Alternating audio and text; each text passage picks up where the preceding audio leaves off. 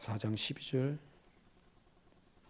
다른 이로서는 구원을 받을 수 없나니 천하 사람 중에 구원을 받을 만한 다른 이름을 우리에게 주신 일이 없음이라 하였더라. 그들이 베드로와 요한이 담대하게 말함을 보고 그들을 본래 학문 없는 범인으로 알았다가 이상히 여기며 또 전에 예수와 함께 있던 줄도 알고 또 병 나은 사람이 그들과 함께 서 있는 것을 보고 비난할 말이 없는지라. 명하여 공회에서 나가라 하고 서로 의논하여 이르되 이 사람들을 어떻게 할까? 그들로 말미암아 유명한 표적 나타난 것이 예루살렘에 사는 모든 사람에게 알려졌으니 우리도 부인할 수 없는지라. 이것이 민간에 더 퍼지지 못하게 그들을 위협하여 이후에는 이 이름으로 아무에게도 말하지 말게 하자 하고 그들을 불러 경고하여 도무지 예수의 이름으로 말하지도 말고 가르치지도 말라 하니 베드로와 요한이 대답하여 이르되 하나님 앞에서 너희의 말을 듣는 것이 하나님의 말씀을 듣는 것보다 옳은가 판단하라. 우리는 보고 들은 것을 말하지 아니할 수 없다니 관리들이 백성들 때문에 그들을 어떻게 처벌할지 방법을 찾지 못하고 다시 위협하여 놓아주었으니 이는 모든 사람이 그 된 일을 보고 하나님께 영광을 돌림이라. 이 표적으로 병 나은 사람은 40여세나 되었더라. 아멘.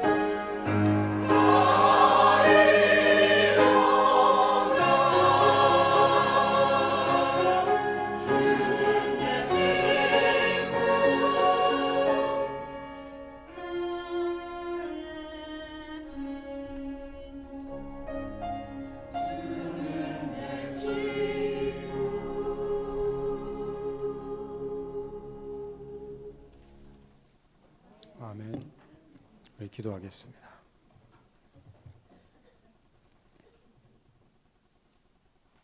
이 시간 이제 우리가 하나님의 말씀을 함께 묵상해 가고자 합니다.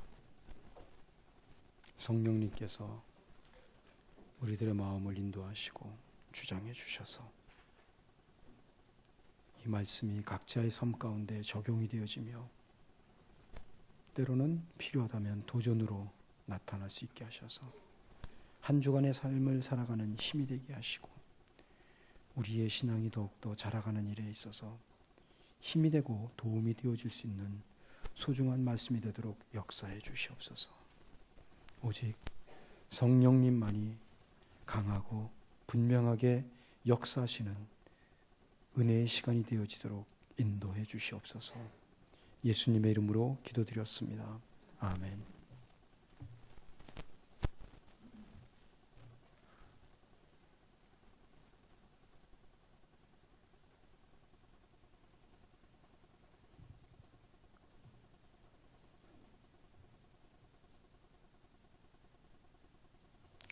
초대교회 탄생과 핍박의 시대를 보면은 우리는 어떻게 저런 환경 속에서 신앙을 끝까지 지키지 않고 포기하지 않을 수 있을까? 그런 존경심과 우리 시대에서 믿음 생활을 하고 있는 사실에 대해서 안도의 한숨을 내쉬곤 하지요. 우리 시대는 핍박이나 박해가 없다는 것입니다. 그래서 외부적인 압력이 없기 때문에 신앙을 내 마음대로 선택하기도 쉬워졌고 마음만 먹으면 언제든지 믿음의 생활을 할 수 있다고 믿으면서 그렇게 살아갑니다. 그런데 이 기독교 신앙이라는 것 자체가 내가 선택한다고 해서 믿어질 수 있는 그런 종교는 아니죠. 하나님의 은혜가 있어야 되고 하나님께서 내 안에 성령을 부어주셔야만 믿음이 깨달아지게 되고 믿어질 수 있게 되는 것 아닙니까? 그래서 내가 믿고 싶다고 해서 믿어지는 것이 아니라는 것입니다. 그럼에도 오늘날의 시대를 면밀하게 살펴보면 과거 핍박의 시대나 오늘날의 시대나 그렇게 큰 차이가 없다는 사실 하나를 발견할 수 있게 될 것입니다. 어떤 면에서는 그 핍박의 시대보다 오늘날의 시대가 예수 믿기 더 어려워졌는지도 모릅니다. 왜 그런 줄 아세요? 오늘날의 시대는 과거보다 문명이나 과학의 발달로 볼거리, 즐길 거리가 더 많아졌고 인생을 얼마든지 과거보다 편하고 안락하게 물질의 풍요로운 혜택을 받으면서 살아갈 수 있기 때문에 우리가 쉽게 신앙을 선택하고 신앙생활에 몰두하지 못하도록 하는 유혹이 그만큼 더 많아졌고 강력해졌다는 것입니다. 또 예수 믿는 사람들에 대한 핍박이 초대교회처럼 노골적이지는 않지만 직장 생활 속에서 교묘하고 집요하게 방해를 하고 있기 때문입니다. 그래서 직장 생활 속에서도 예수 믿는 사실에 대해서 담대하게 밝히기보다는 옆에 사람, 위에 사람 눈치 보며 신앙 생활을 하는 경우도 적지 않다는 생각을 하게 됩니다. 만약 신앙 때문에 나의 출세의 길에 지장이 있고 방해가 된다면 그래도 자신의 믿음을 분명하고 떳떳하게 밝히고 회식 자리에서 상사가 주는 술잔을 거부하며 식사 때마다 하나님 앞에 감사 기도를 드리고 식사할 수 있는 사람이 몇 사람이나 될까요? 여러분들은 이 일에 대해서 자신이 있으십니까? 저는 지금도 부목사 시절 한 집사님이 자신의 직장 생활에 대해서 갈등하던 모습을 잊을 수가 없어요. 그분은 삼성중공업에 다녔던 분이십니다. 직급은 부장 정도쯤 되었던 것으로 여겨지는데 중공업이라고 하는 직업 자체가 기계를 다루고 중장비를 다루는 일이기 때문에 크고 작은 사고가 많이 일어납니다. 커다란 배를 만드는 일도 중공업에 속하지요. 그래서 배를 만드는 과정에서 많은 사람들이 죽기도 해요. 그럼에도 우리는 커다란 화물선이나 유조선 한 척 만드는 과정에서 몇 사람이나 죽어나가는지 잘 모르지요. 매스컴에 나오질 않으니까요. 왜 그런 줄 아세요? 그렇게 사람이 죽는 큰 사고가 일어날 때마다 회사에서는 이 죽음의 사건이 밖으로 새나가지 않도록 각 신문사나 매스컴에 그 기사 담당자를 찾아가서 돈 봉투 돌리는 거예요. 입막음을 하는 겁니다. 그러니까 누가 일을 하다가 죽었다는 소식이 바깥으로 안 나와요. 그 당시 집사님이 회사에서 하고 있었던 주요 업무 가운데 하나가 자신이 직접 그 돈 봉투를 신문사마다 찾아다니면서 담당 기자에게 돌리는 일이었다 그래요. 그러니까 신앙에 갈등이 생기는 거예요. 교회에서는 집사 직분이 있지요. 이것은 옳은 일이 아니지요. 과연 제가 계속해서 이 직장을 다녀야 됩니까? 아니면 그만두고 다른 직장을 선택해야 됩니까? 질문을 하는데 제가 거기다서 답을 못 해드렸어요. 할 말이 없더라고요. 그런 갈등에. 왜 제가 답을 못했는 줄 아세요? 그만둔다고 본질적인 문제가 해결되어지지 않기 때문입니다. 누군가가 다시 그분이 담당했던 일을 해야 할 뿐만 아니라 과연 그 직장을 그만두고 다른 곳으로 이직을 한다 그래서 그와 비슷한 혹은 다를지는 몰라도 신앙의 갈등을 계속 일으킬 수 있는 일들이 없겠어요? 직장 생활 속에서. 있어요. 그렇다고 해서 자영업을 한번 해보십시오. 직장 그만두고 많은 사람들이 제일 많이 선택하는 일이 뭐예요? 식당이거든요. 식당은 괜찮을 것 같아요. 세무서에서 한 번만 나오면 돈 봉투 안 집어줄 수가 없어요. 장사 못합니다. 식당도. 세무서에서 한 번만 나오면. 뒷돈 다 챙겨줘야 된단 말이에요. 그건 정직합니까? 그러니까 똑같은 거예요. 자영업을 하나 직장 생활을 하나.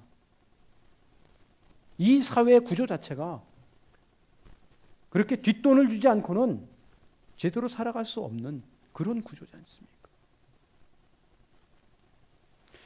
이렇게 세상은 우리가 신앙의 양심을 가지고 온전한 신앙생활을 하며 살아가도록 놔두지를 않고 있습니다. 기독교 신앙은 초대교회가 탄생한 이래로 편안하고 쉽게 전파되었던 적은 한 번도 없었습니다. 언제나 탄압과 유혹의 강력한 손길을 뿌리치고 성장해 왔을 뿐입니다. 언제인가는 기억이 잘 나진 않지만 아주 오래전에 기독교 신앙의 전파에 대해서 이런 이야기를 들은 적이 있어요. 과거 사탄은 기독교가 전파되는 것을 막기 위해 핍박과 탄압이라는 방법을 사용했다는 겁니다. 그랬더니 기독교는 순교의 피를 먹고 더 많이 성장해 가더라는 거예요. 그래서 사탄은 전략을 바꿔서 언제부턴가는 핍박이 아닌 평안과 물질을 주기 시작했다 그래요. 그랬더니 아무런 핍박이 없으니까 기도할 이유가 없지요. 물질의 풍족함을 경험하기 시작했더니 그 물질로 교회가 아닌 세상의 즐거움과 안락하고 화려한 안일한 삶을 교인들이 살아가더라는 겁니다. 교회 또한 물질의 풍요로움 속에서 점점 화려해지고 크게 건물을 짓고 건물 안에 온갖 편의시설을 갖추는데 돈을 펑펑 쏟아내면서 정말 도와야 될 사람들, 도움이 필요한 사람들은 거들떠보지도 않는 곳이 되어버리더라는 것입니다. 그래서 사탄의 전략이 어느 정도 성공했다. 그런 이야기를 들은 적이 있어요. 그런 점에서 오늘 기독교는 과거 초대교회 때보다 더 신앙생활을 하기 어려운 시대를 맞이하고 있는지도 모르기 때문에 우리는 늘 경각심을 가져야 되고 초대교회의 신앙을 회복해서 신앙을 재무장하지 않으면 안 되는 것입니다. 그런 점에서 본문 12절에서 베드로와 요한이 다른 이로서는 구원을 받을 수 없나니 천하 사람 중에 구원을 받을 만한 이름을 우리에게 주신 일이 없음이라고 외치고 19절에서 하나님 앞에서 너희 말을 듣는 것이 하나님의 말씀을 듣는 것보다 옳은가 판단하라고 외친 모습은 대단하게 생각되다 못해 존경스럽기까지 한 고백이라고 할 수 있습니다. 지금 이들이 외친 대상은 예수님을 십자가에 못 박아 죽인 장본인들이고 예수의 이름으로 안전뱅이를 일으킨 기적 자체를 못마땅하게 여기는 무리들입니다. 자신들이 지금까지 쌓아온 명예와 권력과 부를 위협한다고 생각이 되면 언제든지 어떤 누구도 죽일 수 있는 그런 가치관과 자세를 가진 사람들입니다. 그렇기 때문에 베드로와 요한이 외친 고백은 오늘 우리들에게는 아주 신선한 도전과 함께 충격적인 외침이 아닐 수 없는 것입니다. 과연 우리들이 그 시대로 되돌아갔을 때 그들 앞에서 몇 분이나 이렇게 베드로와 요한처럼 담대하게 외칠 수 있겠습니까? 이들은 신앙을 지키기 위해 자기의 목숨을 내걸고 외치고 있건만 오늘 우리는 얼마나 대강대강의 신앙생활을 하면서 살아가고 있습니까? 오늘날의 시대는 당시처럼 눈에 보이는 핍박이 없을지는 모르지만 훨씬 더 어려운 신앙생활을 해야 하는 시대입니다. 우리가 열심과 헌신의 신앙생활을 하도록 가만히 내버려 두고 있는 그런 시대는 아니기 때문입니다. 우리가 긴장의 끈을 조금이라도 늦추고 조금이라도 곁눈질을 해서 세상을 보게 되면 초대교회보다 훨씬 교묘하고 아주 비열한 방법으로 우리의 신앙을 방해하고 있는 시대가 우리의 시대예요. 우리가 세상과 타협할 때 세상이 주는 달콤함에 취해 살도록 사탄은 끊임없이 유혹하고 있는 시대가 우리의 시대입니다. 그런데도 우리의 신앙에서는 베드로와 요한이 외친 고백이 없는 겁니다. 우리는 이미 그런 세상의 유혹과 세상이 주는 달콤함을 어느 정도 경험해 보았기 때문에 그런 삶에 더 익숙해져 있기 때문이지요. 한 손으로는 예수를 붙들고 믿는다고 고백하면서도 다른 한 손으로는 세상이 주는 달콤한 것들을 꼭 붙잡고 놓지 않으려고 발버둥을 치며 살아가고자 하는 마음이 강하기 때문에 굳이 그렇게 목에 핏줄을 세워가면서 예수만이 답이라고 예수밖에 구원을 얻을 이름을 주신 일이 없다고 외치며 살아갈 필요를 전혀 느끼지 못하는 것입니다. 우리에게는 이 외침에 대한 절박한 싸움이 없는 것처럼 여겨집니다. 기독교 신앙이라는 것은 자신이 분명히 확신하는 속에서 간절함과 절박함으로 하나님 앞에 나아갈 때 꽃이 피고 열매를 맺게 됩니다. 그런데 오늘날은 너무나 물질이 주는 풍요로움 속에 너무 즐기며 여유 있게 살아가는 모습에만 정신을 빼앗기고 있기 때문에 그렇게 절박하지도 아쉬운 것도 없는 삶을 살아가고 있지 않습니까? 쉽게 말해서 세상도 적당히 즐기면서 하나님도 적당히 믿어주면 되는 그런 삶에 더 익숙해져 있지 않느냐는 것이지요. 그래서 하나님도 섬기고 세상도 즐기면서 살고자 하는 것이 대부분의 신앙인의 모습이 되어져 버리고 말았습니다. 특별한 일이 없는 한 교회에 열심히 나오지만 만약에 세상을 즐길 거리라도 생긴다면 만사를 제쳐놓고 등산 동호회다, 자전거 동호회다, 여행 동호회다, 자신의 취미 활동으로 속한 그룹에서 주일날 어디론가 가고자 하는 계획을 세면 그 즐길 거리가 우선순위가 되어져 버려서 툭하면 교회를 빼먹는 일들이 발생하곤 합니다. 우리는 이렇게 이미 세상과 타협하고 세상을 즐기려는 모습으로 익숙해져 있습니다. 초대교회처럼 목숨을 바쳐서라도 신앙을 지켜야겠다는 확신도 없고 세상과 싸우고자 하는 마음도 없다는 것입니다. 그래서 옛날 이스라엘 백성들이 그랬던 것처럼 하나님도 섬기고 물질의 풍요를 위해서는 바알도 섬기는 그런 시대가 되어져 버렸다는 것입니다. 그 물질이 주는 풍요로움이 어떤 것인지를 알고 있거든요. 그 맛이 얼마나 오묘하다는 것을 다 느끼고 있거든요.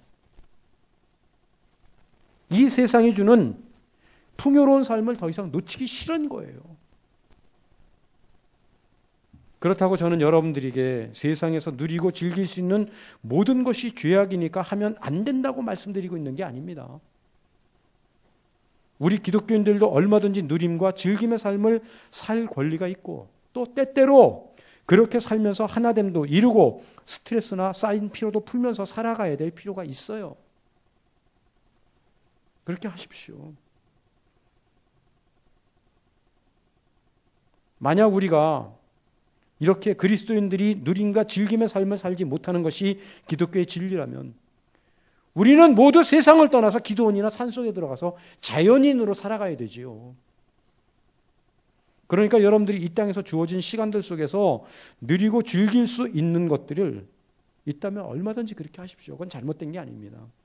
제가 문제를 삼고자 하는 부분은 이 땅에서 하나님이 주신 물질의 풍요함 속에서 즐기고 누리는 삶 그 자체가 아니라 즐기고 누림의 문제에 있어서 우선순위를 하나님께 두는 것이 아니라 세상에 두게 되니까 세상이 주는 달콤함 때문에 우선순위를 하나님에게로부터 세상에게로 빼앗기는 것.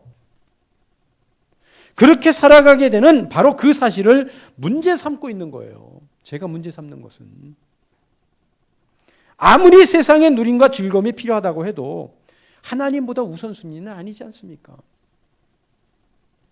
이렇게 우리는 삶의 우선순위를 빼앗기기 때문에 자꾸 베드로와 요한이 담대하게 외쳤던 그 외침의 싸움을 안 하는, 아니 못하는 것입니다. 안 하는 게 아니라 못하는 거예요.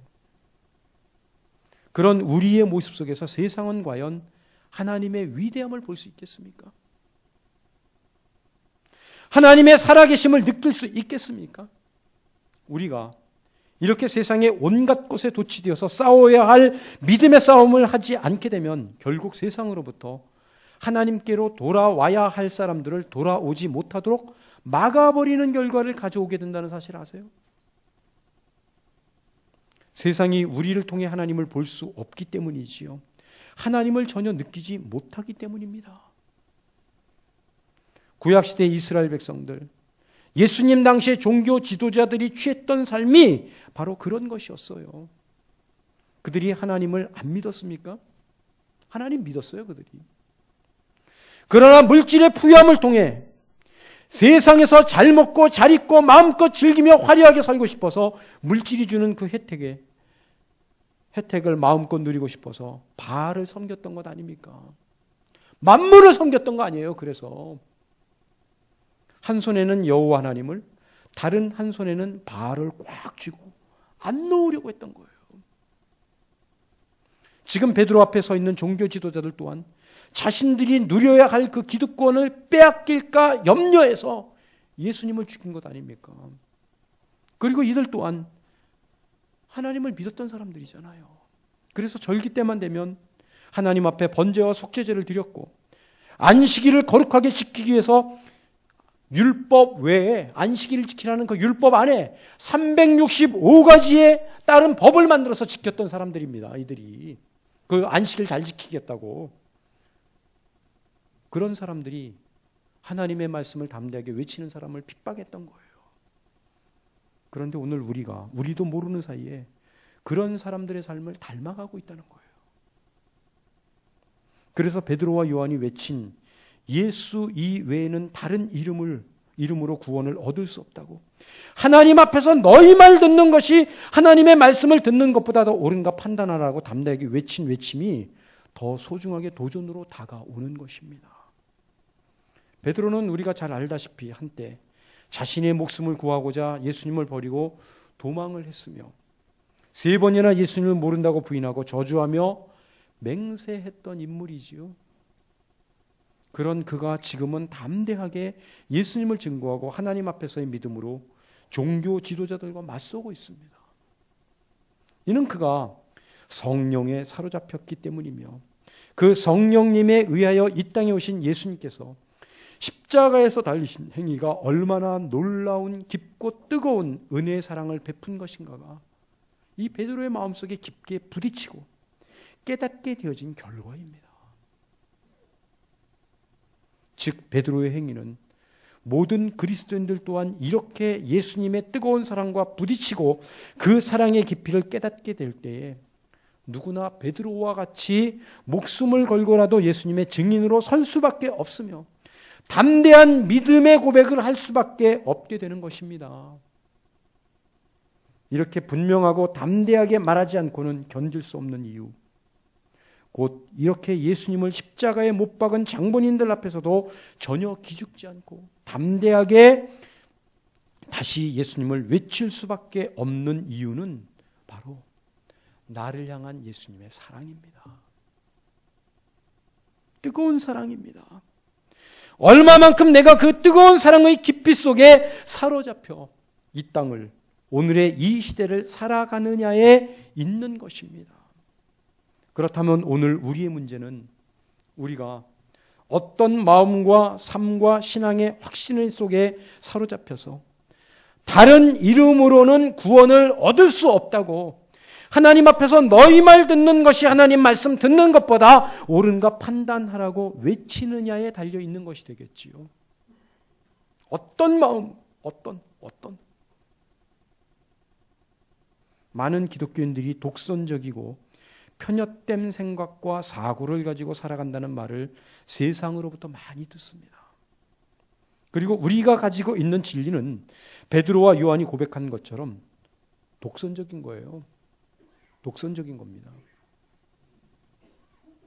그러나 그 독선적이고 유일한 진리를 소유하고 있는 것과 전파하는 우리의 자세는 다른 겁니다. 세상이 지적하고 문제를 삼는 것은 우리가 가지고 있는 진리이기도 하지만 그 진리를 세상에 전하는 우리의 자세가 더 큰 문제거리로 지적되고 있다는 것입니다. 쉽게 말해서 이 변할 수 없는 절대적인 진리, 세상에서 말하는 독선적인 진리를 소유한 우리가 너무나 고자세이고 세상에 대해 우월감을 가지고 이 진리를 전하려고 한다는 것입니다.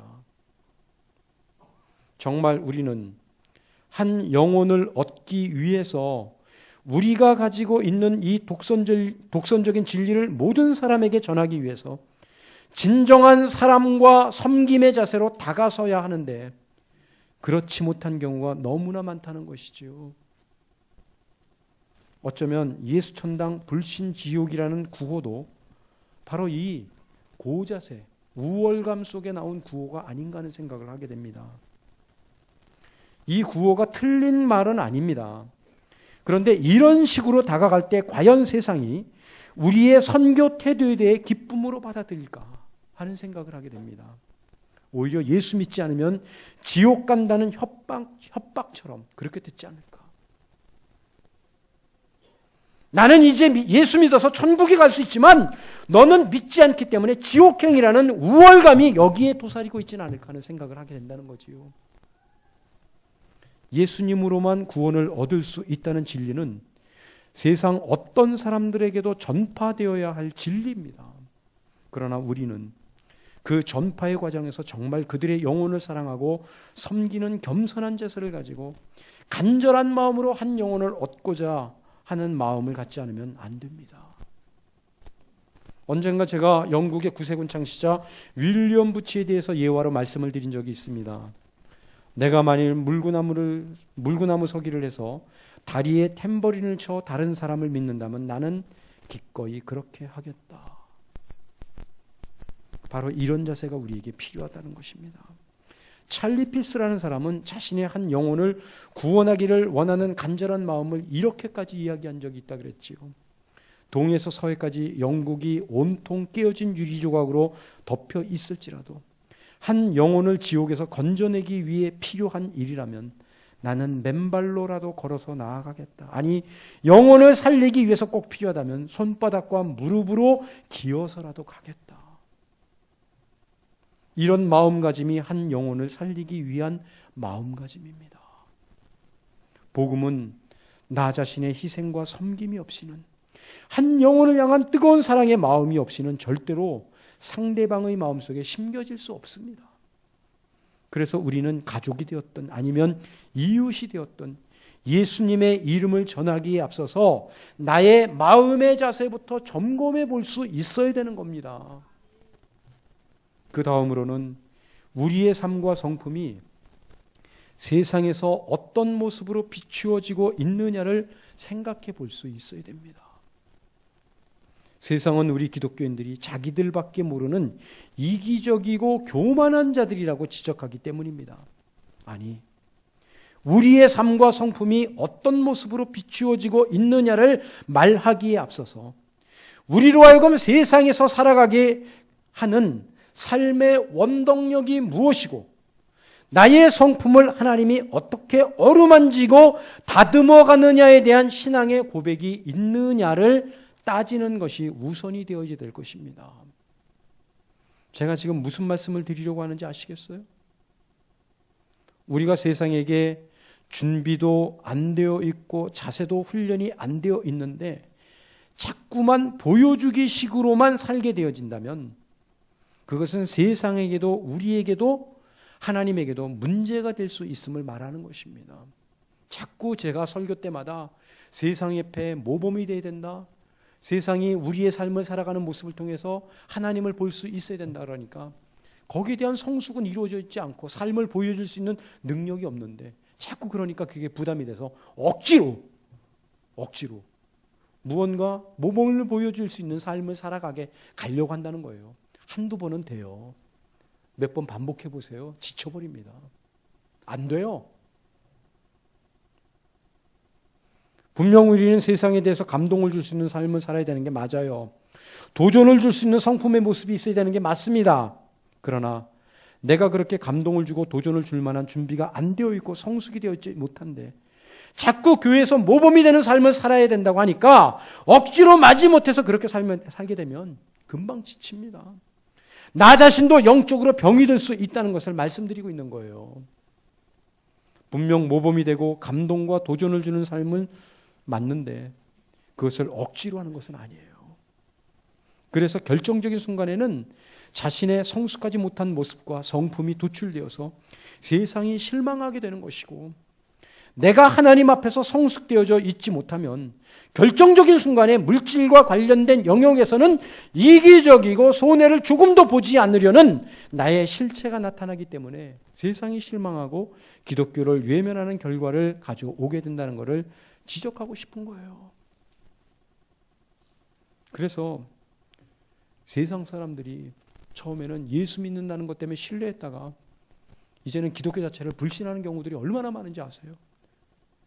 믿지 않는 사람들이 믿는 사람한테 돈 띄워먹고 그걸로 인해서 상처받은 일이 얼마나 많은지 아냐고요.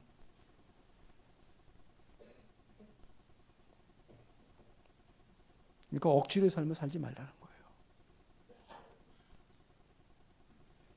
따라서 여러분 모두 자신의 신앙을 본질적인 부분, 하나님과의 사랑의 관계에서부터 다시 살피시고 점검하십시오. 그래서 삶의 우선순위를 하나님께 둘 뿐 아니라 하나님 앞에서의 선한 싸움을 통해 담대하고 겸손하며 하나님의 사랑으로 이 땅에 말하지 않고는 견딜 수 없는 뜨거움으로 살아가게 되시기를 간절히 부탁드립니다.